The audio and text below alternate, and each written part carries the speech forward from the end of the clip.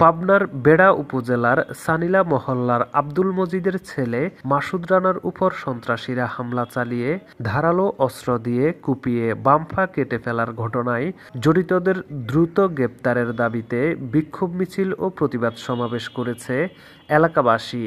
বৃহস্পতিবার দুপুরে ওই এলাকার কয়েকশো নারী পুরুষ বিক্ষোভ মিছিল করতে করতে উপজেলা পরিষদের সামনে গিয়ে এক প্রতিবাদ সমাবেশ করে।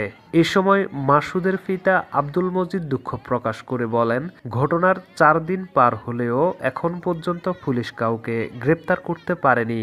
সন্ত্রাসীরা বাড়িঘর কুপিয়ে নানা রকম জিনিসপত্র লুটপাট করে নিয়ে গেছে। এ সময় তিনি সন্ত্রাসীদের দৃষ্টান্তমূলক শাস্তি দাবি করেন। মাসুদের বড় ভাই সেলিম রেজা বলেন, আমার ভাইয়ের ছোট একটা বাচ্চা আছে, কি হবে, একে কে দেখবে? আমার ভাইকে কে দেখবে? তার বউ আছে, তাকে কে দেখবে? সে এখন চলবে কেমন করে?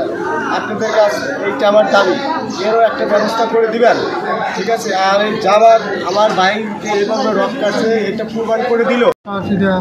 আমার ছেলের পা কেটে দিয়েছে, আমি এর সুষ্ঠু বিচার চাই, বিচার দাবি আইনের আওতায় এনে এদেরকে যেন শাস্তি দেয় এই আশা আকাঙ্ক্ষা এর যেন ব্যবস্থা করে। সন্ত্রাসীরে আমার ছেলের পা কাটিয়ে এদিন দুপুরে ডেপুটি স্পিকার অ্যাডভোকেট শামসুল হক টুকু এমপি উপজেলা পরিষদ সম্মেলন কক্ষে মিটিং শেষ করে নিচে এলে মাসুদের পরিবার বিচারের দাবি জানিয়ে কান্নায় ভেঙে পড়েন।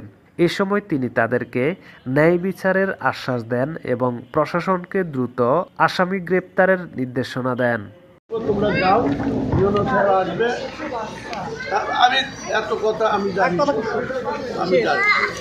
আমি শুনছি, আমি দেখেছি, আমি যেতে পারি নাই, আমি কাজে ব্যস্ত, শরীরটা ভালো না।